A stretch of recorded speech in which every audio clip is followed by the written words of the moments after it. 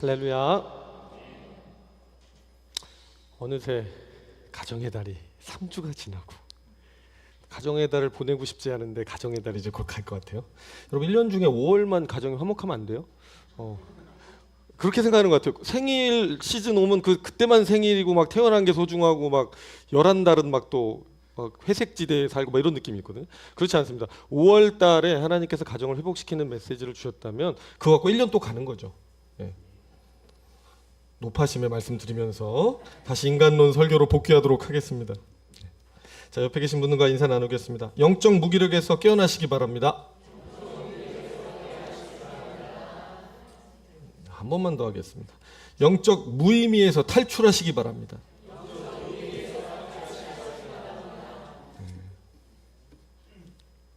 샘지기들 하실 때 오늘 핵심이 뭔지 잘 모르시겠으면 오늘 뭘로 인사했지? 이렇게 생각해 보시고 방향을 잡으셨으면 좋겠습니다. 시간이 좀 흘렀기 때문에 제가 큰 맥락만 상기를 좀 시켜드리겠습니다. 작년 가을부터 연초까지 오 크신 하나님 시리즈를 통해서 저와 여러분이 믿는 하나님이 우리 생각보다 훨씬 크신, 얼마나 크신 하나님이신지에 대해서 배웠습니다. 그리고 그분이 얼마나 우리를 사랑하셨는지. 근데 그럼에도 불구하고 이제 올해 들어와서는 하나님을 등지고 내가 스스로 하나님이 되겠어 라고 떠나간 인간들에 대한 이야기, 그리고 그 선택의 결과로 교만의 뿌리에서 자라난 쓴 뿌리들, 쓴 열매들을 먹으면서 얼마나 비참하게 살아가고 있는가. 그것이 우리 현실인데 누구 하나 너나 할 것 없이 거기서 예외일 수는 없습니다. 우리는 지금 이제 공사 중인 존재들이기 때문에 아직 완성은 안 됐어서요. 다 해당이 됩니다. 그래서 인간론 설교가 의미가 있는데, 그렇다면 우리가 어떻게 그 상황에서 또 탈출구와 해독제와 치료의 길로 나아갈 수 있을까? 그런 이야기들 하나씩 짚어보고 있습니다. 여러분들 모습을 보면 정말 열심히 해야 될 것 같은. 내가 설명을 하면 막 거의 들어올라 그래 그냥. 내 안에 너 있다, 너 안에 나 있다. 주님 얘기하셨는데 거의 그런 느낌이라 그냥 설교를 하세요. 들어와서 내 안에 들어와서 말을 해 막 이렇게 막. 이 행복을 어디 가서 누릴까요, 그죠? 밤을 새도 기뻐. 며칠을 새도 기뻐. 이게 어떻게? 이게 미쳐 있는 것 같아. 거의 제가 신내린 사람처럼 지금 막. 야, 최고로 복을 받은 사람이 나였구나. 그렇게 생각을 하고 있습니다. 그래서 여러분, 교만이라고 하는 이 거짓자의 뿌리는 내 인생의 주인 되시는 하나님의 주권을 우리가 찬탈했던 죄였다. 다 영적인 의미를 제가 계속 해석해드리고 있어요. 그리고 시기라고 하는 것은, 시기 질투가 왜 있냐? 공급자 되시는 하나님의 주권을 우리가 찬탈했기 때문에 현상이 벌어지는 거죠. 내가 내 인생을 공급해야 되니까 옆에 사람이 잘 되면 안 되는 거예요. 걱정이 되는 거죠. 그러니까 미워하고 시기하고. 그런데 하나님이 공급자가 되신다는 게 다시 분명해지면 용기가 나죠. 안정감을 갖습니다. 그리고 분노는 심판자 되시는 하나님의 주권을 찬탈했던 죄였어요. 그러니까 너무 억울한 거예요. 인생 살다 보면 억울해서 분노가 나는데 걱정하지 마라. 십자가에서 하나님이 너의 심판자가 다시금 되어주실 거라는 걸, 아들을 죽이심으로서까지 죄에 대해서 얼마나 철저하게 공의롭게 판정하시는 분인지를 보여주심으로 우리에게 안정감을 주신다. 그것이 우리의 해결이라고 했습니다. 자, 그렇다면 게으름이 낳는 문제, 교만이 또 하나 열매를 맺는 게 이제 오늘 게으름에 대한 얘기를 나눌 건데, 그 게으름에 대해서도 십자가는 우리의 해결책이 될 수 있을까? 이런 생각도 오늘 이제 나누고자 하고요. 어쨌든 게으름에 대한 이야기 한번 시작해 보도록 하겠습니다. 여러분, 그 게으름이 악한 걸까요? 뭐 그렇게 악한 정도는 아닌 걸까요? 악한 거예요? 여러분들은 너무 이제 모범생 그게 있나 봐. 좋은 얘기 듣고 싶어서 그러시는 것 같아요. 아니, 게으름이 그렇게까지 악한 거예요? 오늘날 욜로 문화가 이렇게 판을 치며 적당히 여유롭게 사는 것은 오히려 미덕이 되고 지혜라고 찬양받는 시대예요. 이런 거죠. 한 번뿐인 인생인데 뭐 그렇게 아둥바둥 살아, 뭐 그렇게 빡세게 살아. 좀 편하게 네가 하고 싶은 거 하면서 그냥 즐겨. 삶의 의무란 게 어딨어? 응? 까르페 디엠이란 말 알아요? 옛날 고대 까르페 디엠, seize the day, 그날을 잡아라. 하루를 즐기라는 거예요. 내일은 올지 안 올지 모르며 내일 내가 살아있을지 죽을지도 모르니 오늘을 즐기는 게 가장 현명한 거 아니냐, 이런 얘기였어요. 근데 역사 속에서 늘 찬반이 있었습니다. 존 로크라든가 뭐 세네카 같은 철학자들, 그 우리나라 율곡 이희 선생님 같은 분들은 게으름을 군자가 되고 신사가 되는 데 있어서 가장 질병, 가장 해가 되는 요소라고 얘기를 하기도 했습니다. 근데 제가 이제 말씀드리고 싶은 거는 도덕적으로 옳으냐 그르냐를 논하기에 앞서서 성경에서는 왜 악하다고 얘기를 하는데, 실제로 이 게으름을 왜 악하다고 그렇게 콕 집어서 얘기를 하는 걸까? 여러분, 잠언에 보면, 지혜서인데 잠언에 보면 한 장을 못 넘어가요. 이 게으름에 대한 얘기가 없으면 한 장을 못 넘어가. 게으르지 말아라, 부지런해라를 계속 얘기하고 있습니다. 그렇지만 주의하실 점은, 성경이 말하는 게으름은 일하기 싫은 성격 정도가 아니라 하나님 없이도 살 수 있다는 착각에서 나오는 영적인 무기력이 그 안에 내포되어 있다는 사실입니다. 제가 재밌는 얘기 하나 들려드릴게요. 김남준 목사님 그 게으름이라는 책에서 제가 봤던 기억이 있는 얘기인데, 옛날에 매우 게으른 농부가 살고 있었습니다. 일은 나가지 않고 마루에 누워서 계속 잠자고만 있습니다. 그런데 이게 웬일입니까? 도둑이 슬금슬금 밤을 넘어오고 있는 것이 아니겠습니까? 너무 졸리웠던 농부는 이렇게 실눈을 뜨고 보면서 이렇게 얘기합니다. 이놈 들어오기만 해봐라. 그랬더니 도둑이 담을 턱 넘었습니다. 그러더니 발을 성큼성큼 걸어서 이제는 안방으로 가는 게 보여요. 그러자 이놈 안방에 들어오기만 해봐라. 너무 졸렸습니다. 안방에서 이 물건 저 물건 챙겨서 나오는 도둑을 발견하고 또 얘기합니다. 이놈 네가 안방에서 나오기만 해봐라. 그 도둑은 드디어 유유히 짐을 짊어지고 대문 밖으로 사라졌습니다. 졸리워서 이리저리 뒤척이던 농부는 말했습니다. 이놈 다시 오기만 해봐라. 내가 가만두지 않을 거다. 이렇게. 여러분, 너무 충격적이면서도 공감이 되는 부분이 좀 있지 않습니까? 내일 시험인데 그래 한 번만 더 기말고사 오기만 해봐라. 내가 잘 본다. 이러잖아요, 그죠? 나 살 빼기로 했는데 오늘만 먹고 내일 오기만 해봐라. 음식 다 죽는다, 안 먹는다. 이러죠, 우리가. 그런 느낌이에요, 그죠? 그냥 여기까지만 들어도 도덕적 차원에서 게으름은 사실은 악이다, 이런 게 느낌이 팍 오시죠? 우리의 성공과 이 어떤 그 꿈, 비전을 가로막는 가장 큰 적은 게으름이 아닐까, 이런 생각을 해보게 되는 것이죠.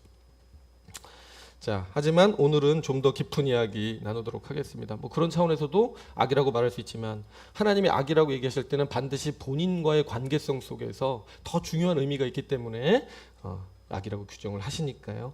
자, 오늘도 말씀을 통해서 정말 저와 여러분이 게으름의 상태에서 회복되고 악하고 게으른 종의 자리에서 착하고 충성된 종의 자리로 옮겨가시는 놀라운 은혜가 있으시기를 주의 이름으로 축원합니다. 네. 첫째로 게으름의 정의와 본질입니다. 오늘 본문 말씀은 역대하 29장 11절 같이 한번 읽겠습니다. 시작. 내 아들들아 이제는 게으르지 말라. 여호와께서 이미 너희를 택하사 그 앞에 서서 수종들어 그를 섬기며 분향하게 하셨느니라. 아멘. 이 말씀은요, 히스기야 왕이 레위인들과 제사장들, 즉 예배팀에, 오늘날로 말하면 예배를 담당하는 사람들 불러놓고 선언하고 있는 내용입니다. 배경이 있습니다. 히스기야 왕의 아버지였던 아하스 왕은요 16년간 성전문을 걸어 잠그고 하나님께 예배 드리는 것을 금지시켰습니다. 대신 우상을 섬기면서 성전을 더럽혔어요. 그 결과가 무엇이었냐면 하나님의 진노가 임해서 대적들의 침략으로 수많은 백성들이 죽고 포로로 잡혀갔어요. 나라 전체가 황폐해졌습니다. 즉 성전 폐쇄는 예배 중단을 가져왔고, 그것은 결국 이스라엘의 영적인 황폐함, 그리고 실제적인 황폐한 현실로 나타났던 것입니다. 그래서 그것을, 그 원인을 정확히 이해하고 있었던 히스기야 왕이 자기가 이제 즉위하자마자 가장 먼저 했던 일이 성전 문을 다시 여는 거였어요. 그러지 않고는 하나님의 축복을 얻을 수가 없다. 그래서 예배팀인 레위인들과 제사장들을 불러 모아놓고 오늘 이렇게 외치고 있는 거예요. 내 아들들아 이제는 게으르지 말라. 게으르지 말라. 여러분, 히스기야가 여기서 말하는 게으름이 뭐냐 하면 단순히 몸이 느리고 일하기 싫어하는 게으름을 말하는 게 아닙니다. 그때도 레위인과 제사장들은 빨리 빨리 이렇게 다녔을 거예요. 일 열심히 했을 거예요. 그런 게 아니라 성전문을 닫은 것, 예배를 폐한 것, 하나님과의 관계를 방치한 것, 그것이 게으름이었습니다. 즉 히스기야가 말하는 게으름은 하나님께서 부여하신 소명을 외면했던 것이 게으름의 핵심에 있었습니다. 사실 게으름을 뜻하는 헬라어 단어가 있는데요, 아케디아예요. 근데 이 아라고 하는 건 not, 부정어고요. 케디아라고 하는 건 돌보다 관심을 갖다라는 뜻입니다. 그러니까 아케디아 하면 돌보지 않다, 관심을 갖지 않다라는 뜻인 게 게으름이라는 뜻인 거예요. 그러면 과연 뭘 돌아보지 않고 케어하지 않았다는 걸까요? 하나님과의 관계, 그리고 하나님이 맡기신 소명에 대하여 관심 갖지 않았다, 돌아보지 않았다라는 겁니다. 그것을 성경적으로는 게으름의 가장 본질적인 핵심 사안으로 다루고 있다는 얘기예요. 즉 아무것도 안 하는 상태가 아니라 하나님을 향해 있어야 할 그 마음의 자리가 다른 곳으로 빠져나가 있는 상태를, 그 공허한 상태, 빈 상태를 게으름이라고 얘기하고 있는 겁니다. 그러니까 우리는 보통 게으름하면 행동을 생각하잖아요. 행동을 근데 그것들은 영적 게으름의 그 본질의 결과로 나타나는 그냥 현상들이에요. 우리 영혼육이 있다 보니까 영적으로 게으름이 나타나고 혼적으로 나타나고 육적으로 나타나거든요. 그러므로 게으름의 죄가 뭐냐라고 했을 때 게으름의 죄는 우리에게 소명을 부여해 주시는 분, 소명의 부여자 되시는 그 하나님의 주권에 대하여 인정하지 않는 거예요. 타락하고 나서 내가 하나님이 되고 나니까 내 인생은 누구 거예요? 내 거예요.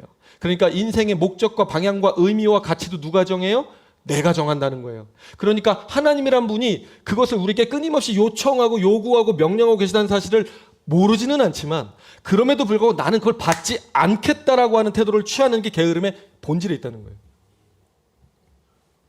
그러니까 교만이 내가 하나님보다 더 높아지겠다라고 하는 되게 적극적인 의미에서의 반역이라면, 이 게으름이라고 하는 것은 당신이 말해도 듣지 않겠어요, 나는 거절하겠어요, 응답하지 않겠어요 라고 하는 소극적 의미에서의 반역인 거죠. 방향은 반대지만 본질은 같고, 그 본질은 하나님의 주권성을 거부하는 데 있습니다.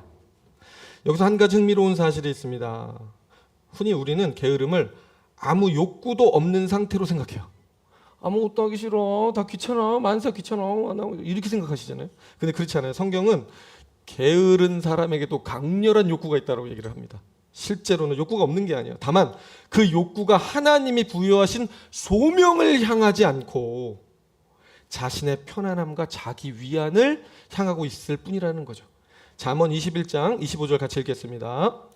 게으른 자의 욕망이 자기를 죽이나니 이는 자기의 손으로 일하기를 싫어함이니라. 아멘. 게으른 자의 욕망이 자기를 죽인대요. 강렬한 욕망. 무엇인가? 자기 손으로 일하기 싫다. 내가 일하지 않겠다. 하나님이 일하라고 소명을 주셨는데 일하지 않겠다. 하나님이 예배하라고 소명을 주셨는데 예배하지 않겠다. 기도하라고 해서 기도하지 않겠다. 시민으로서 세상에 나가서 공헌 안 하겠다. 내 이익만 취하다가 나는 가겠다. 이렇게 나오는 거예요.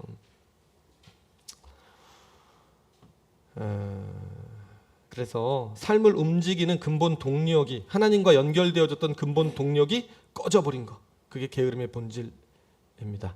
소명 부여자 하나님을 인정하지 않음으로 인해 생겨난 무기력인 것이죠. 자, 그렇다면 이 게으름은 우리 삶에서 구체적으로 어떤 모습으로 나타나나, 우리가 생각하는 것보다 훨씬 다양한 모습으로 나타나고 있어요. 이 얘기를 굳이 소개하는 이유는, 나는 게으르지 않아 라고 평소에, 나는 너무너무 부지런해, 나만큼만 근면하라 그래 라고 스스로 자기 정체성을 그렇게 규정하고 계신 분들 계실 수 있는데, 오늘 이야기를 들어보면 그렇게 열심히 사는 내가, 그렇게 달려왔던 내가 사실은 되게 게으른 자, 하나님이 보실 때는 게으르다고 판단하실 수 있는, 악하고 게으른 종일 수 있다는 걸 또 생각해 보실는지도 모르거든요. 그러니까 한번 잘 들어보세요. 첫 번째는 육체적 차원에서 나타나는 게으름입니다. 가장 눈에 잘 띄는 게으름이죠. 몸이 움직이지 않고 해야 할 일을 미루고 편안함만을 추구하는 형태입니다. 그런데 이것은 단순한 내가 성격이 좀 그래, 내가 좀 저 사람보다 더 게을러의 문제가 아니라, 사실은 하나님으로부터 오는 소명의 끈을 놓았을 때, 하나님이 나에게 소명을 부여해 주시는 주인 되시는 분이라는 것을 인정하지 않게 되었을 때, 그 결과로 우리 육신에서 나타나는 현상이라는 거예요. 자, 잠언 말씀 6장 10절에서 11절 같이 읽겠습니다. 좀 더 자자, 좀 더 졸자, 손을 모으고 좀 더 누워있자 하면 너의 빈궁이 강도같이 오며 너의 곰핍이 군사같이 이르리라. 아멘. 네. 하나님의 소명을 인정하지 않는 사람들은 자기가 주인 되니까 자기 마음대로 살 것이고 자기 편의와 그냥 자기 말로 살다 보면 하나님께서 그 결과는 빈궁이고 곰핍이다. 망한다. 그렇게 얘기를 해주시는 거예요. 이게 자연적 법칙 같지만 실제로는 영적 끈이 끊어졌을 때 그런 현상들이 나타나는 거예요. 바이러스 들어오면 감기가 콧물로도 나오고 목으로도 오고 배가 아픈 것도 오잖아요. 그런 거와 마찬가지라는 것이죠. 게을러진다. 실제로 우리가 말하는 일반적인 의미의 게으름을 얘기하는 거죠. 자, 잠언 22장 13절 말씀도 같이 읽어보겠습니다. 시작. 게으른 자는 말하기를 사자가 밖에 있은즉 내가 나가면 거기에서 죽겠다 하느니라. 아멘. 한번 천천히 보세요. 무슨 말인가? 게으른 자는 이렇게 말한대요. 밖에 나가 아시로 못 나가. 나가 아시로 못 나가. 일지면 못 나가. 왜 못 나가? 밖에 사자 있어.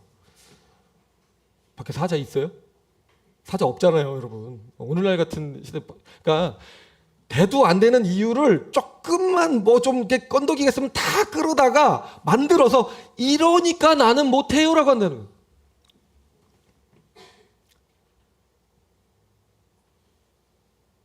연말에 이렇게 우리가 새로운 어떤 우리 교회 안에서 역할을 놓고 딜을 할 때가 있잖아요. 딜이라고 표현하면 좀 그런가?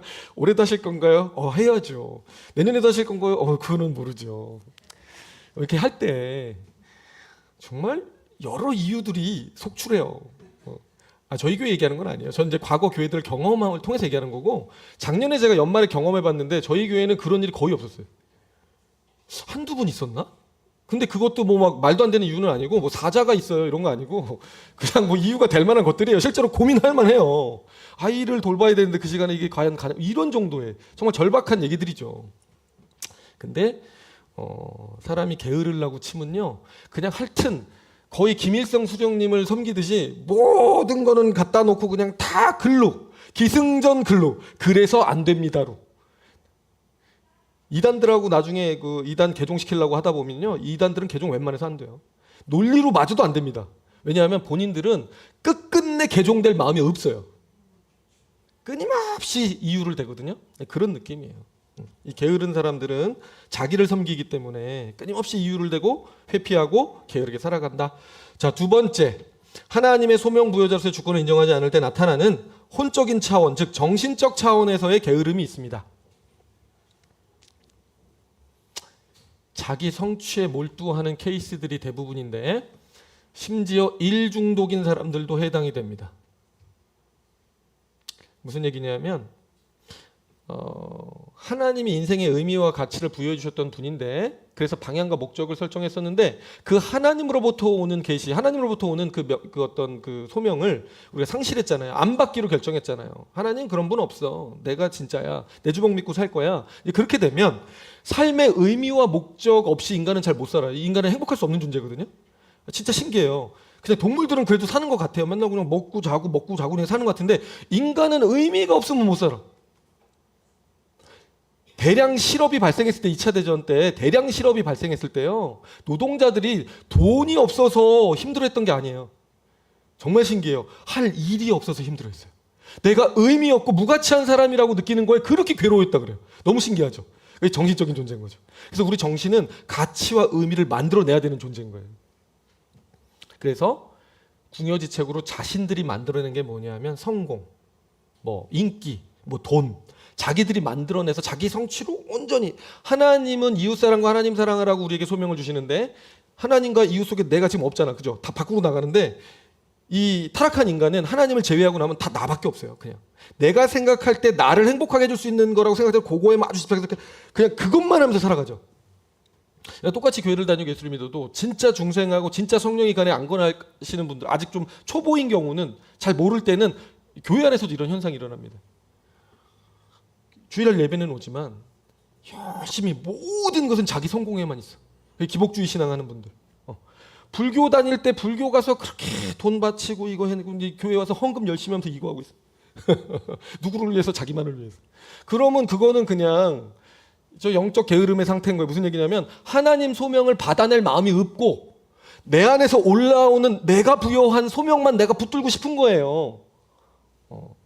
그래서 일 중독이고 목사님 저는 시간이 없어요. 예배 나가고 싶은데 시간이 없어요. 저 이거 시간이 없어요. 대표기도 시간이 없어서 제 삶이 너무 바쁘거든요. 그런 분들한테 묻고 싶어요. 그렇게 바쁜 이유가 도대체 뭡니까? 그 마음의 동기에 뭐가 있어서 그렇게 바쁩니까? 정말 하나님이 주신 소명 때문에 그렇게 바쁜 겁니까? 이 세상을 정말 변화시켜야 돼서 내가 정말 훌륭한 정치가가 돼야 되니까 내가 정말 훌륭한 기업인이 돼야 되니까 정말 그 하나님의 사명 때문에 그렇게 바쁜 겁니까? 그래도 안 돼요. 예배는 드려야죠. 그리고 기도는 드려야죠. 왜? 영도 관리하는 게 중요한 의무거든요. 아내부터 잘 다스려야 밖으로 나갔을 때 수신제가 치국 평천하라고 했나요? 자신부터 해야 나라도 하는 거죠. 마찬가지예요. 우리 영혼을 돌보지 못하는데 무슨 열심을 내서 무슨 세상을 바꿔요. 그건 다 나중에 자기 의로 끝나고 자기 영광으로 끝나고 하나님과는 아무 상관없는 하나님 나라에는 1도 기여가 되지 않는 그런 삶으로 막을 내리기 마련입니다. 그래서 여러분 그렇게 열심히 뭘 한다고 해도 그 마음속에 하나님 주신 소명감 없고 즉 하나님 사랑 이웃 사랑의 본질이 없으면 그거는 사실은 소명의 삶을 살고 있지 않은 거라는 얘기입니다. 고린도전서 13장 3절 읽겠습니다. 시작. 내 몸을 불사르게 내줄지라도 사랑이 없으면 아무 유익이 없느니라. 아멘. 아무리 교회 일로 최선을 다하고 섬김의 일을 하고 뭐 새가족반을 하고 제자반을 해도 그 마음속에 하나님 주신 소명감을 하는 게 아니라면 아니란 얘기. 여러분 그 마리아와 마르다 얘기 아시죠? 많이 들어보셨죠? 어릴 때부터 늘 궁금한 부분이 있어요. 더 좋은 편을 택하였느니라. 마리아를 칭찬한다면 마르다는 쎄 빠지게 주방에서 막 우리 주방 성김팀 오늘도 시험 들 수 있는데 열심히 하는데 얄밉게 얘는 주방에 손도 안 대는데 말씀은 요 앞자리에 와가지고 막 적고 이러고 있는 거야. 근데 예수님한테 가서 일렀어요. 얘는 얘 돼요? 이래도 돼요? 네, 예수님께서 중심을 딱 읽으시고는 아니다. 마르다야. 마리아는 더 좋은 편을 택하였느니라. 저는 어릴 때 말씀 듣는 게 더 좋은 거고 일하는 건 좀 나쁜 건가 보다. 그 주방성김팀이 그 깨달으면서 끝난다면은 주방성김팀 내려야지. 나도 예배팀 할 거야. 뭐 나도 그냥 말씀만 들을 거야. 이래야 되잖아요. 그죠? 근데 교회는 여전히 주방성김팀이고 다 있다면 그 왜 그런 거예요? 차이가 없습니다. 둘 다 중요하죠. 중요한 건 마음속에 정말 하나님을 사랑하는 마음, 내 이웃을 섬기고자 하는 그 마음 있냐는 거죠. 주방성김팀 있어요, 없어요? 약간 영적 게으름 느낌이어서 지금 내가 얘기했는데 거절하는 느낌, 반응을 약간 이렇게 하려는 듯한? 그렇게 하시면 안 되죠. 아멘 이렇게 하셔야죠. 이거 이제 좋은 일부러 지금 짜고 하는 거야 우리가. 오늘 이게 좋은 모델이 되시려고. 하나님 앞에 우리가 이렇다니까. 아멘 이렇게 하면 안 된다고요. 그죠? 자기 열심에 빠져가지고 마르다가 자기 열심에 빠져가지고 사실은 하나님 물론 동기에 처음 시작은 있었을 수는 있겠지만 자기에 빠져 있고 그리고 마리아가 사실은 이 말씀 들으려고 이 모든 걸 준비하고 있었던 거거든. 그런데 이 중요성을 전도시킬 위험이 있었던 거예요. 그런 태도와 그런 모습들이. 그래서 이웃사랑에도 마리아 미워하잖아요. 이웃사랑에도 실패하고 하나님의 큰 소명, 지금 하나님이 이 일을 왜 베풀고 있는지에 대한 그 소명도 망각한 태도가 나왔기 때문에 예수님이 교정해 주신 거예요. 말씀만 중요하다라는 건 아니지만 그 마음속에 아무리 열심히 있어도 하나님에 대한 사랑, 이웃에 대한 사랑이 없다면 안 된다. 내가 이렇게 섬긴 것이 정말 누군가가 하나님의 말씀을 듣고 한 명이라도 변화되기 위한 것이었다면 그 영혼이 말씀을 잘 듣고 있는 것 보고 오히려 기뻤어야 되지 않을까라는 생각도 드는 거죠. 하나님은 너의 중심이 어디 있냐를 물으시는 거예요. 나랑 쟤를 굳이 그 비교하면서 누구를 또 깎아내리고 내가 이런 구조가 아니라는 거죠. 셋째로 소명부여의 주권자로 하나님을 인정하지 않을 때 나타나는 영적 차원의 나태함이 있습니다. 가장 무서운 게으름인데 이거는 한마디로 말하면 무기력함입니다. 생에 대한 무기력함. 하나님은 생의 생기와 의미와 어떤 동력으로 나오라고 하나님은 계속 초대하시는데 내가 있으니 넌 살 이유가 있어. 내가 있으니 비전이 있고 너는 부활을 꿈꾸고 너는 새하늘과 새 땅을 꿈꾸라고 막 얘기하는데 하나님을 딱 끊어냈기 때문에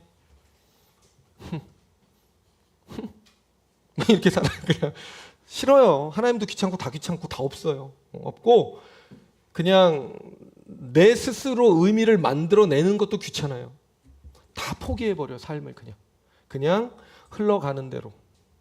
그냥 뭐 있나 이 세상 뭐 있나 선한 게 뭐 있나 그러면서 그냥 그날을 좀비처럼 이 학자들이 이제 구분해 놓는 것들인데 좀비라고 표현을 해요. 그 좀비처럼 살아간다. 아무 생명력 없이. 이웃의 필요에도 무감각하고 하나님의 부르심에도 무감각하고 몸도 움직이고 일도 하고 있는데 영적으로는 완전히 그 불꽃이 꺼져버린 상태. 그거 아세요? 바람 부는 대로 햇살 닿는 대로 우리 함께 이 길을 떠나자. 이 길을 떠나자. 랜드로버 기억나세요? 그거는 낭만이라도 있어. 바람 부는 대로 햇살 닿는 대로 뭐 가자는 건데 그 낭만이라도 있거든요. 이 상태는 낭만도 없어. 그냥 무기력한 거예요. 그냥 거의 시체인 거지. 직장도 시체처럼 갔다가 교회도 시체처럼 왔다. 그러니까 교회 와도 말씀을 들어도 아무 감동이 없습니다. 기도를 해도 참 안타까운 거죠. 예배를 드려도 마음은 딴 데가 있어. 빨리 끝나고 오늘 어디 갈 거 막 생각하고 오늘 뭐 할 거 막 이 생각하는 거죠. 예배에 나와서 하나님을 만날 때는 여러분 충분하게 정말 하나님께만 집중해야 합니다. 그게 여러분이 충전되는 시간이에요. 저 가끔 마이크 하다 마이크 나갈 때 있죠. 수요 강론하고 마이크 충전 안 해놔서 그래. 충전이 안 되면은 그 다음에 역할을 할 수가 없어요. 그럼 우리도 꺼져버리는 거예요, 여러분. 그래서 성경이 그 생의 공허와 무가치함과 무의미에 매몰돼서 우리가 비참하게 살지 말라고 이렇게 경고하고 있습니다. 누가복음 21장 34절입니다. 시작. 너희는 스스로 조심하라. 그렇지 않으면 방탕함과 술 취함과 생활의 염려로 마음이 둔하여지고 뜻밖의 그날이 덫과 같이 너희에게 임하리라. 아멘. 하나님이 주인 되시지 않고 하나님이 부여하신 소명이 우리를 꽉 붙들어 주지 않으면 우리 마음은 방향을 잃고 헤맬 수밖에 없다. 그래서 방탕할 수밖에 없고, 그러니 그 주님 의지 안 하면 세상은 무슨 주님 의지해요? 요 주님 의지하죠. 의지해 보셨나요?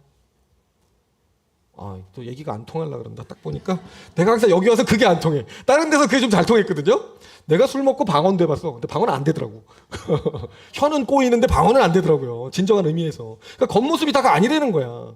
랄랄랄랄 할 수 있어요. 근데 아니라는 거죠. 그러니까 주님이 안 계시면 허무합니다. 인생이 살아도 사는 것 같지가 않아.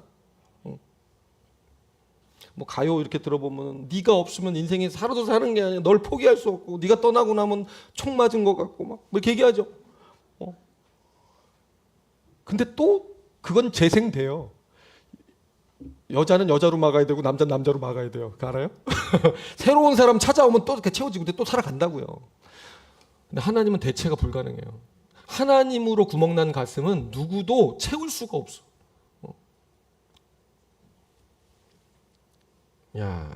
그 백지영이 총 맞은 것처럼 그 처음 냈을 때 그 뮤직비디오가 있거든요. 혼자 막 힘들어하면서 라면 끓여서 라면 먹는데 아무 희망이 없어 보여요. 그 대목이 생각이 나. 하나님 없으면 그냥 그렇게 라면이나 끓여 먹고 살다 가는 거예요. 뭐 소망이 있냐 뭐 이러고. 그러니까 까르페 디엠 되는 거죠. 오늘을 즐겨라. 그냥 하다 못해 그냥 오늘을 즐겨라. 근데 중요한 건 여러분 이런 겁니다. 오늘을 즐길 때 행복하냐는 거예요. 개나 돼지나 소처럼요. 그냥 쾌락에만 의존했을 때 정말 행복하냐는 거예요. 몸뚱아리는 그 순간 조금 행복해요. 근데 우리는 마치 샌드위치처럼 육도 있지만 정신도 있고 영도 한 세트로 같이 다니는 존재예요. 육이 즐거워하고 있어. 얘네들은 울고 있어요. 얘네들은 비참함에 고통스러워해요. 그렇기 때문에 하나님이 하지 말란 거 할 때는 아무리 쾌락이 좋아도 늘 이 고통이 있어. 땅을 치는 거예요. 그러고 난 다음에. 절대로 하나님 떠나면 안 됩니다, 여러분. 하나님이 우리에게 주시는 소명이 무거운 것 같고 때로는 의무인 것 같고 토요일 날 나와가지고 청소하려고 그러면 어떤 마음이 들까? 청소 내일은 무슨 쌤이 청소님다. 근데 우리 쌤이야. 그럴 때 여러분들 카톡 딱 볼 때 어떤 마음이 들어요? 우와, 드디어 내일 또 기회를 얻는구나. 내가 진짜 몇 달에 한 번밖에 못하는 이 청소 내일 나가서 열심히 하지. 여러분 이런 마음 들어요? 아멘. 황 집사님 앞으로 모든 청소는 황 집사님이 있는 무슨 셈이야 거기. 우리 이 중호 집사님이 있는 셈을 해야 되겠다. 내가. 테러를 당할 것 같아. 무거운 짐이지만은, 나 인정을 해. 무거운 짐이지만은, 그 10시에 올라올 때까지, 계단 올라올 때까지 무거운 짐이지만은, 막상 청소기 돌리고, 화장실 청소하고, 막 먼지 털고, 걸레질하고 막 이럴 때 행복해요. 그때 또 우리 또 교회에서 찬양도 틀어주거든요. 노동요. 노동할 때 음악 들으면 그렇게 즐거워요. 근데 또 하나님 찬양하는 노래가 나오잖아. 그럼 하나님을 찬양하면서 막 청소하고 할 때마다 막 주님, 주님, 주님. 행복해요, 여러분.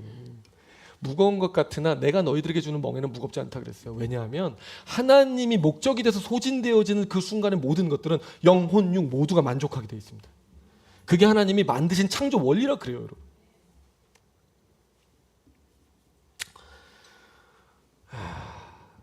그렇다면 요 세 가지 이 게으름의 종류가 있는데, 게으름은 왜 그토록 무서운 죄일까요? 앞서도 살짝 언급이 됐지만 예수님이 그렇게 이것만큼은 지켜야 돼, 이것만큼은 너희들의 삶의 소명이야라고 했던 하나님 사랑과 이웃 사랑 둘 모두를 완전히 파괴시키는 힘이 이 게으름에 있기 때문이에요. 이 게으름이 정말 힘이 없고 무력해 보이는데 이 무기력이야말로 가장 무서운 힘이에요. 아무것도 할 의욕을 주지 않으니까, 하나님과 관계에서. 자, 우리 마태복음 22장 37, 39절 읽어보겠습니다. 시작. 내 마음을 다하고 목숨을 다하고 뜻을 다하여 주 너의 하나님을 사랑하라. 내 이웃을 내 자신같이 사랑하라. 아멘. 저는 어릴 때는 이 구절 읽으면 하나님이 되게 이기적으로 느껴지고 나는 뭔가 생각이 들기도 하고, 마음과 뜻과 목숨을 다하라는 데서 너무 힘들어가지고 이미 내가 어떻게 마음과 뜻과 목숨을 다해서 하나님을 사랑하냐, 내 인생 살기도 힘들다. 저는 그런 생각 많이 했거든요. 근데 이거 준비하면서 제가 느낀 건데, 새삼 새롭게 똑같은 구절인데 인생에 따라 그 감동이 다르거든요. 마음과 뜻과 목숨을 다할 수 있는 대상을 설정해 주신 게 너무 감사한 거예요. 내가 이 세상 살면서 내 마음과 뜻과 목숨 모든 거를 걸어볼 만한 가치 있는 무언가를 나에게 선물해 주신 게 너무 귀하다는 생각이 들었어요. 그리고 그것이 하나님이고 이웃일 때 나를 안 위하는 것 같죠? 그렇지 않아요. 하나님을 위하고 이웃을 위할 때 내가 가장 풍성해지고 내가 가장 생명력 있어지고 내가 가장 행복하다는 이 원리. 와, 진짜 기독교는 진짜예요. 그래서 기독교는 진짜입니다, 여러분. 진짜 이거는 이렇게 감사할 수 없어요. 생의 무의미 속에서, 세상 속에서 자기를 위해 그렇게 열심히 달린 사람 많거든요. 잠깐 기쁘지만, 정점을 찍었을 땐 기쁘지만 또 허무합니다. 왜? 끊임없이 올라가야 되는데 이거 힘들거든, 하다 보면. 그리고 늙어요, 나이 들고. 더 이상 그렇게 못해. 어떤 마음이 드냐면, 이제는 자식에게나 걸어야지, 뭐 내 인생은 여기까지인 것 같다, 이번 생은 여기까지, 이렇게 하면서 또 추락하거든요. 그런데 하나님이 주신 소명을 붙드는 사람은 추락이 없어. 착륙이 없다고요. 착륙이 없어요.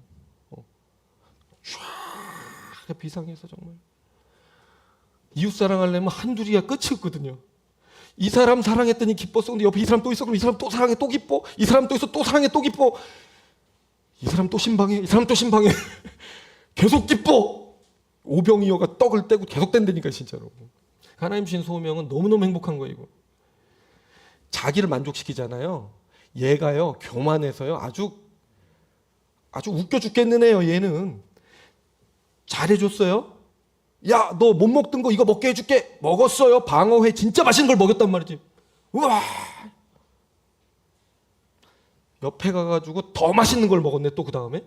우와. 얼마나 노력해서 먹여줬겠어. 그죠? 뼈 빠지게 일해가지고 먹여줬을 거 아니에요? 기준이 높아지면 높아질수록 얘는 만족을 하지 않아. 얘는 그렇게 좋은 거 먹여줬는데 이제 기뻐하지 않아요. 그러니까 여러분 잘 생각해 보세요. 자기를 위해 하는 투자들이요, 좋은 것 같지만, 그 순간은 좋지만요, 결국 마지막 가면 더 이상 기쁨이 없어져요. 그런데 하나님에게서 기쁨을 찾고 이웃에서 기쁨을 찾잖아요. 이거를 이 코드를 연결해서 문어발처럼 연결하고 있는 그 순간에 감전이 오면서 내가 기뻐. 이미 처음부터 끝까지 같이 기뻐. 야, 이거는 진짜 살아봐야 이게 아는 얘기라 사실은 좀 그렇긴 한데, 아무튼 감성적으로 한번 전달드렸습니다. 그래서 여러분, 정말 하나님 사랑과 이웃 사랑이 때로는 지겹고 또 하나님 사랑, 이웃 사랑이야 막 이런 마음이 들겠지만은 그렇지 않다는 거. 그거는 마귀의 속삭임. 마귀로 틈을 타지 못하게 하라. 그 생각이 들어오는 순간 딱 집게로 딱 잡아버려. 딱 그냥. 이놈의 자식! 말도 안 되는, 너 때문에 내 인생 죽을 뻔했어. 이렇게 하셔야 돼요. 알겠습니까? 할렐루야? 아멘. 자, 엘리 제사장의 예를 하나 들어드릴게요. 사무엘상에 보면 엘리 제사장 얘기 나오는데, 엘리의 아들들인 홈리와 비느하스가 회막문에서, 그러니까 성전문에서 수종드는 여인들과 동침을 하고 제사 제물을 착취하고 하나님 앞에서 공공연히 죄를 짓곤 했습니다. 그런데 아버지 엘리는 그 사실을 알고도 몇 차례 꾸짖기만 할 뿐 이후에는 내버려 뒀어요. 이 부모로 살아보신 분들은 이 마음 좀 이해하실 텐데, 자녀가 뭘 좀 잘 못할 때 처음에는 그럼 안 돼! 그럼 안 돼! 그럼 안 돼! 근데 이 아이가 계속 그거를, 그럼 나중에 어떻게 돼요? 지치니까, 그래, 그럼 안 돼. 그래. 그러면서 그냥 너는 너 살 길 살고 나는 내 살 길 가자. 이렇게 되거든요. 엘리 제사장이 하나님 앞에 받은 소명은 뭐겠어요? 자기 자녀들 하나님의 사람으로 서는 그날까지 끊임없이 케어해주고 돌보고 바로 세워주고 했어야 됩니다. 그런데 그렇게 하지 않았어요. 이 정도 되면 엄청난 일이잖아요. 어떻게 교회 안에서 동침을 하기 말이 됩니까 지금? 뭐 교회 이 물건 다 훔쳐가고 제사장 아들들이 우리 하음이 하율이가 막 훔쳐간다고 생각해봐요. 저는 얼굴을 못 들어요. 어느 날 제가 안 나오면 뭐 때문이에요? 우리 애들이 훔친 거예요. 그 정도 사안인데 지금 이걸 그냥 놔뒀다고요 지금. 결과가 어땠는가? 하나님이 이렇게 물으세요. 사무엘상 2장 29절에 보니까 내 아들들을 나보다 너는 더 중히 여겼느냐 이렇게 물으세요. 그 아이들이 더 그래 중요했느냐? 아이들과 더 이상 갈등을 빚고 싶지 않고 그냥 두자 이렇게 한 걸 보시고 아들들이 더 중요했느냐? 몸을 안 움직여서 게으르다고 말씀하시는 게 아니라 소명이 요구하는 바에 대해서 응답하지 않고 있기 때문에 하나님께서 게으르다고 보시는 거예요. 문제가 있다고 보시는 겁니다. 악하고 게으르다라고 보는 거예요. 이후에 엘리 제사장에 대해서 또 이렇게 묘사를 해요. 보면 여호와의 말씀이 희귀하여 이상이 자주 보이지 않았더라. 이제는 하나님의 말씀이 들리지가 않기 시작하는 거예요. 원래 사무엘에게 사무엘아 들린다 그러니까 야 그거 하나님이 부르시는 거야 라고 사무엘에게 가르쳐줄 정도로 그런 감각이 좀 살아 있었는데 점점 하나님과 이게 멀어지니까 아예 감각이 사라진 거예요. 그 결과 나중에 어떻게 되냐면 블레셋과의 전쟁에서 언약궤를 뺏기게 되고요. 홈리와 비느하스 두 아들은 전쟁터 나가서 동시에 죽습니다. 그리고 그 소식을 듣고 의자에 앉아있던 엘리 제사장은 목이 부러져서 죽어요. 뒤로 넘어져서. 그러면서 성경이 그 장면을 이렇게 묘사해요. 사무엘상 4장 18절 시작. 그가 나이가 많고 비둔하였더라. 이렇게 표현합니다. 비둔하였더라가 끝이에요. 살이 포동포동하였더라 라는 말뿐만이 아니라 영적으로 무겁고 둔하여졌더라. 영적 경화가 일어났더라. 뽀송뽀송하게 어린아이처럼 정말 그 어린아이 살 같은 그 부드러운 마음을 하나님이 주신다고 하셨는데 그 마음이 아니라 딱딱한 마음으로 굳어갔더라라는 얘기입니다. 결국은 하나님 소명을 저버렸을 때 가정 전체가 파멸하게 됐습니다. 하나님 사랑도 이웃 사랑도 실패했던 거죠.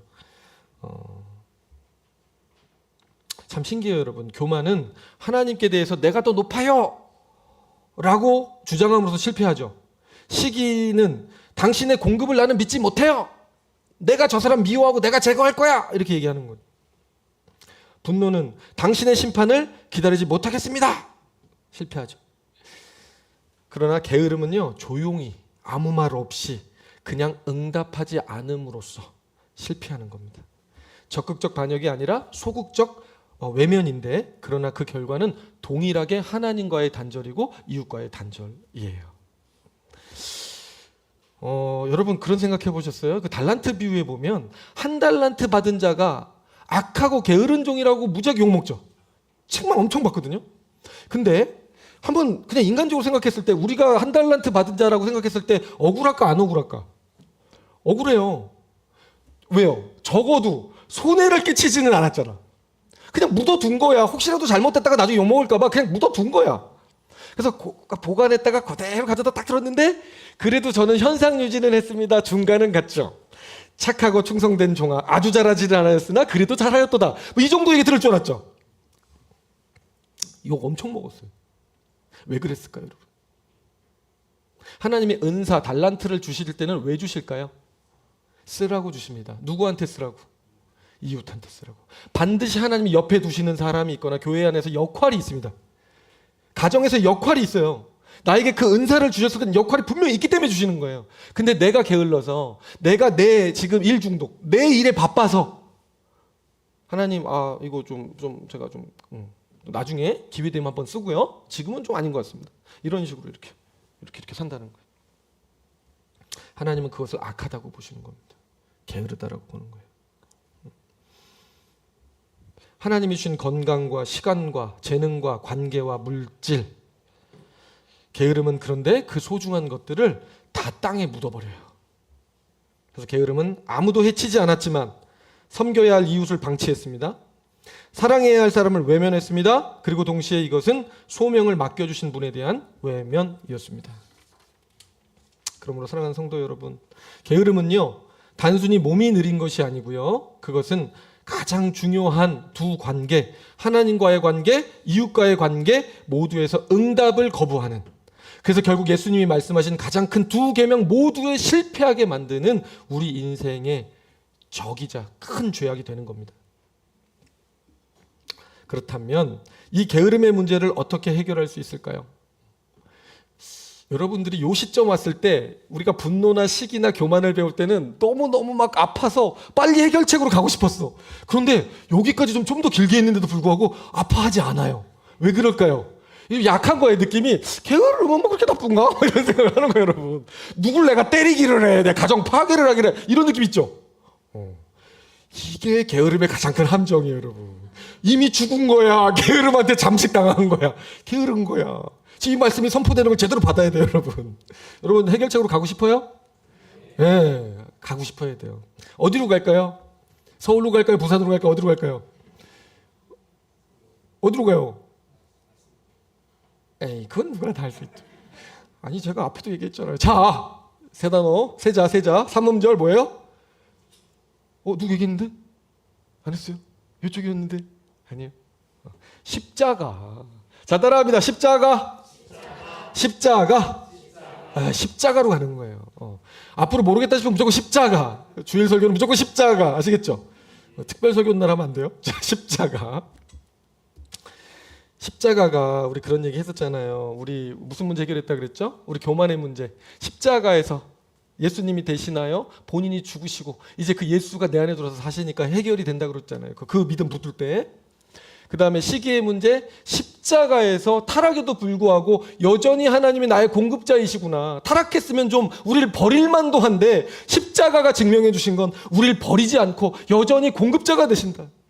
아들까지 내어줄 정도로 우리 살리고 싶은 분이면 먹고 사는 문제는 당연히 걱정해 주시겠지. 이 땅 가운데 살아가면서 우리에게 필요한 건 더 잘 알아서 챙겨주시겠지.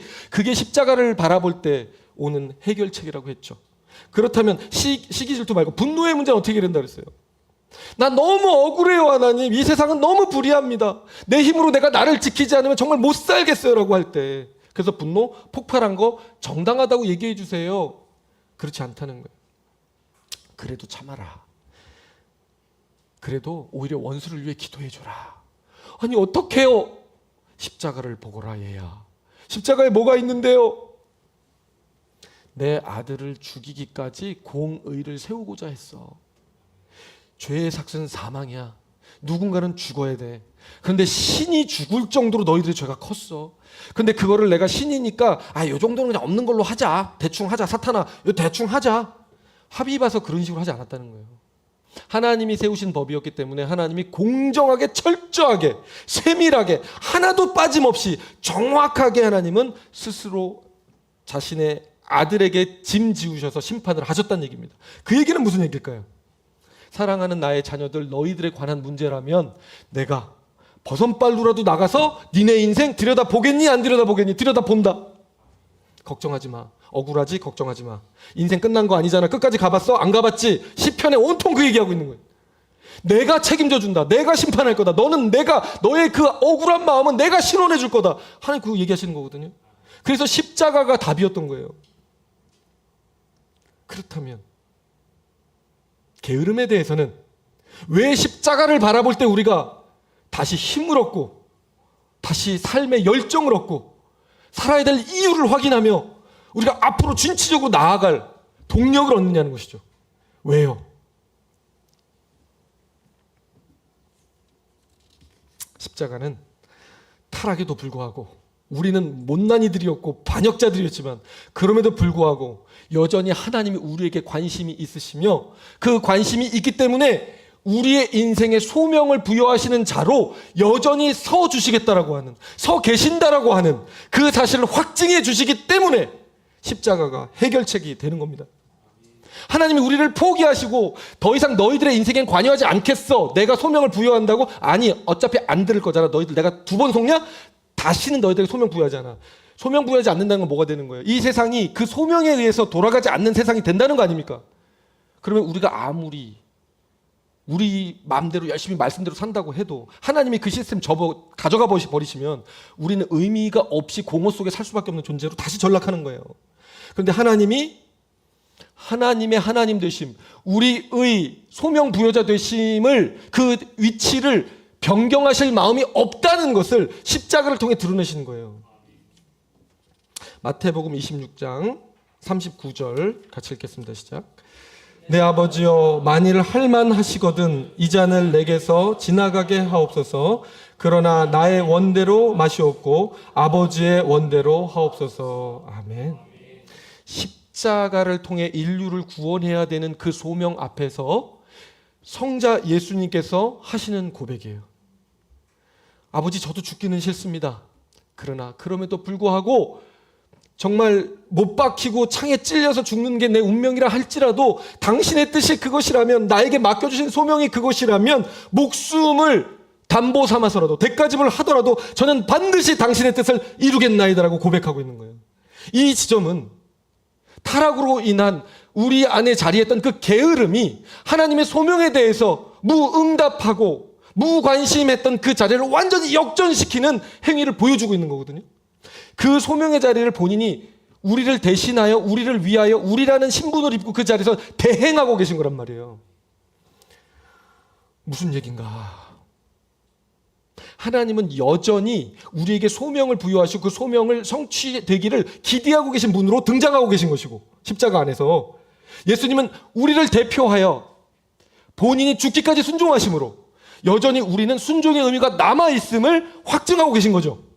그래서 그 십자가가 이야기하는 소명 성취의 스토리 안에는 이미 우리의 소명 부여자 되시는 하나님이 위치하고 그것에 대하여 마땅히 순종해야 되는 우리의 위치가 전제되어져 있는 구조 안으로 우리가 들어가는 거란 말이에요. 그러니 십자가는 여전히 타락에도 불구하고 하나님은 우리의 소명 부여자가 되신다는 사실을 확인시켜 주는 것이죠.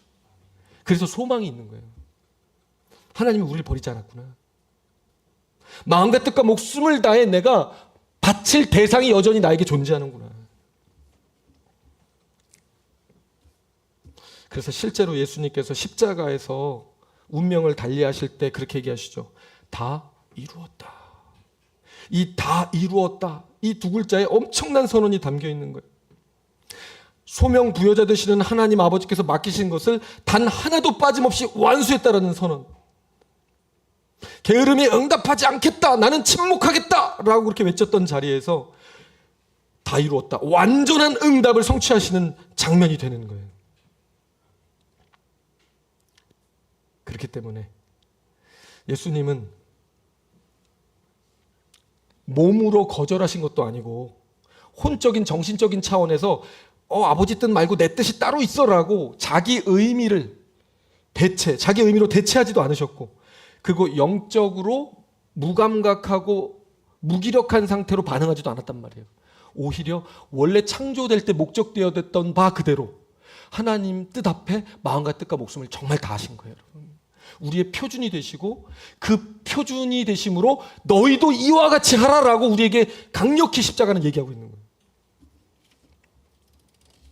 그러므로 더 이상 저와 여러분이 삶의 가치와 의미를 우리 힘으로 만들어낼 필요가 없습니다. 고민하지 마십시오. 이게 인생이지, 자기 주먹 믿는 거지, 돈이면 다 되는 거지, 명예면 다지, 그런 거 할 필요 없다는 거예요. 그거라도 해야 사니까 그걸 해왔는데 그럴 필요도 없다라는 거예요.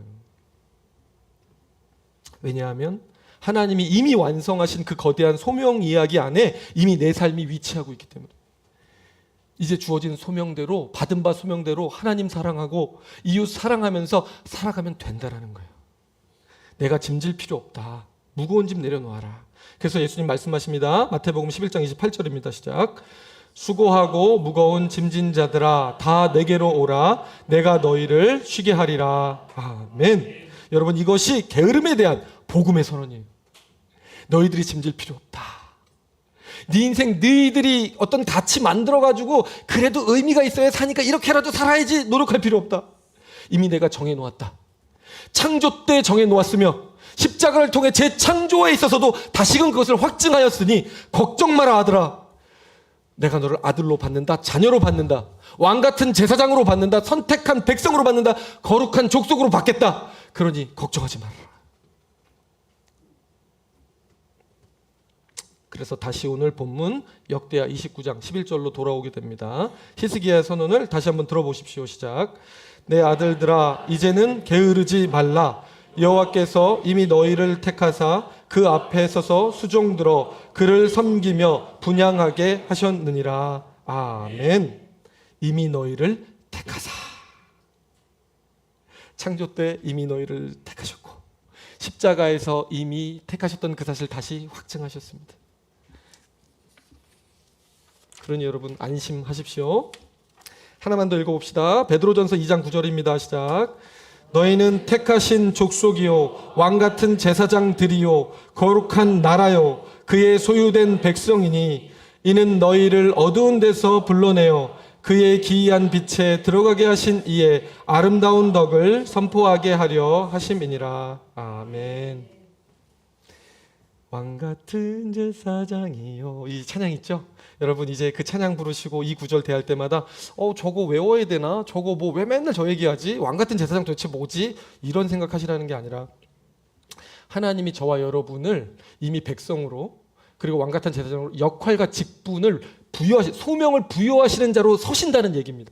여전히 우리 관계는 그 소명을 통해 하나님과 교통될 수 있는 그 가족의 관계성 안에 유지되고 있고 여전히 그러하고 확증받았다는 얘기를 해주고 계시는 거예요. 왕같은 제사장, 우리 아버지가 왕이야. 살아갈 때 왕처럼 살아가라는 거예요. 다스리면서 질서의 원칙을 받은 대로 너희들이 다스리며 살아가라. 왕같은 제사장 하나님께 연결해주는 커넥터로서 살아가라. 너를 만나는 사람들이 어떻게 그렇게 행복하게 살아요? 어떻게 역동적으로 살아요? 하나님 믿어보세요. 또 한 생명 제자 삼고 또 한 생명 제자 삼고 왕같은 제사장으로 살아라.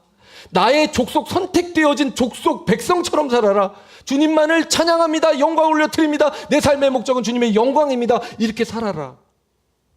이렇게 아름다운 덕을 선전하게 하기 위하여 내가 너희를 창조했어 얘들아. 그 관계 변함없어. 확증해 주시는 신약의 말씀이에요. 정말 주님을 사랑하는 사람들에게는 이러한 주님의 확증이 정말 이 보증이 어마어마한 평안을 허락해 줍니다. 그러므로 사랑하는 성도 여러분, 이제는 더 이상 우리가요 이것을 확인한 이상 무기력하게 살 이유가 없어요. 우리 인생 더 이상 의미 없이 흘러갈 이유가 없습니다. 아니, 흘려보내서는 안 되는 거예요. 더 이상 소명을 몸으로 외면하거나 정신적으로 다른 가치로 대체하거나 영적으로 포기할 이유가 없습니다. 하나님께서 이미 택하셨고 그리스도가 이미 완수하셨기 때문입니다. 우리는 그 완성된 소명의 이야기 안으로 들어가서 응답하기만 하면 되는 거예요. 그렇기 때문에 여러분, 교회 공동체가 소중한 거예요. 이 교회가, 이 바이샘 교회가 여러분들 그렇게 소중한 거예요. 그냥 살다가 그냥 안식 얻으러 일주일 잠깐 위로받고 가야지라고 오는 곳이 아닌 거예요. 이 공동체는. 이 공동체, 교회론 가면 나중에 하겠지만 이 교회를 선물하심은 은혜의 장이자 전략적 기지로 우리에게 의미 없이 흘러가던 인생들을 다시 끌어다가 소명을 부여하시고 그 소명 안에서 자기 소명 확인하면서 보람을 느끼며 그 안에서 기쁨과 만족을 얻으며 살아갈 수 있는 모판으로 우리에게 선물해 주신 공동체가 교회라고 하는 거예요. 교회 안에서 하나님 섬기기 위해서 각자의 우리 부서가 많이 나눠져 있고 역할들이 있지 않습니까? 그게 우리 행복하라고 하나님이 하나로 묶어주지 않으면 자꾸 이탈하니까, 자꾸 까먹으니까 사역자들 세워서 말씀 쭉쭉 뿜어내주고 그거 쭉쭉 들어서 소명이 쭉쭉 자라나고 그 소명이 자라나는 대로 우리 나가서 열매 맺고 하나님 사랑과 이웃 사랑으로 살아갈 때 이 부활과 새 생명에 대한 소망 속에서 미래가 있고 비전이 있고, 그냥 여기서 벌어먹고 살다가 능력 없으면 이제 돈벌이도 못하고 난 무가치하구나 하고 이렇게 왔다 가는 그런 인생이 아니라 영원을 바라보는 인생으로, 죽어도 소망이고 살아도 소망인 존재로 살게 하시려고 교회에서 집체 교육 시켜주시는 거예요. 게으른 분들에게는 이런 말들, 이 교회라고 한 곳이 쓴 약처럼 느껴질 수도 있습니다. 아우 귀찮아, 뭐 이렇게 하라 그래, 뭐 성교는 하라 그러고 뭐 전도도 하라 그러고 무슨 행사들은 이렇게 많고 예배들도 그렇게 많이 만들어, 그냥 다른 교회 다닐까 봐, 이런 마음이 들 수도 있어요. 새벽도 이렇게 많아. 근데 여러분, 사실은 그게 하나님이 저와 여러분을 사랑하시기 때문에 만들어 놓은 다 장치들인 거예요. 장치들. 소명을 실현하라고 주시는 거예요. 그래서 영적으로 무기력한 사람에게, 일 중독자에게, 게으름뱅이에게도 이 교회 공동체에서의 삶은요, 가장 좋은 약이 되는 것이고, 가장 실제적인, 가장 영적인 하나님의 소명 앞에 순종의 모습으로 나아갈 방법인 거예요. 그것이 바로 악하고 게으른 종에서 착하고 충성된 종으로 옮겨가는 길이 되는 것입니다. 저는 저와 여러분이 이 완성된 소명 안에서 하루하루 하나님의 부르심에 응답하며 나아가는 크신 은혜가 있기를 주의 이름으로 축원합니다. 말씀 맺습니다. 오늘 게으름은 단순히 몸이 느린 것 아니라고 했습니다. 게으름은 소명의 부여자 되시는 하나님의 주권을 찬탈한 죄, 그리고 그로 인하여 육체로서 소명을 거부하고, 정신적으로 자기 의미로 대체해서 소명을 거부하고, 영적으로 무감각해져서 흘러가게 방임함으로써 거부하는 게으름인데, 그 뿌리는 하나라고 했습니다. 하나님을 나의 소명의 주권자로 인정하지 않는 것, 내 삶의 가치와 의미의 부여자로 인정하지 않는 것, 그리고 그 결과는 하나님 사랑에도 이웃 사랑에도 실패하는 비참함이라고 했습니다.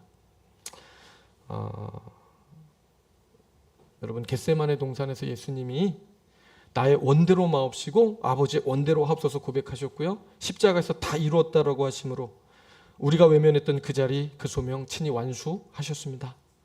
그 완성된 소명 이야기의 구조 안에서 우리가 다시금 소명 부여자 되시는 아버지 앞에 소명자로서 한 걸음 한 걸음 성실하게 담대히 나아갔으면 좋겠습니다. 히스기야에서는 다시 한번 읽고 마치겠습니다. 시작. 내 아들들아, 이제는 게으르지 말라. 여호와께서 이미 너희를 택하사 그 앞에 서서 수종들어 그를 섬기며 분향하게 하셨느니라. 아멘. 우리 찬양하겠습니다. 주님만 큰 영광 받으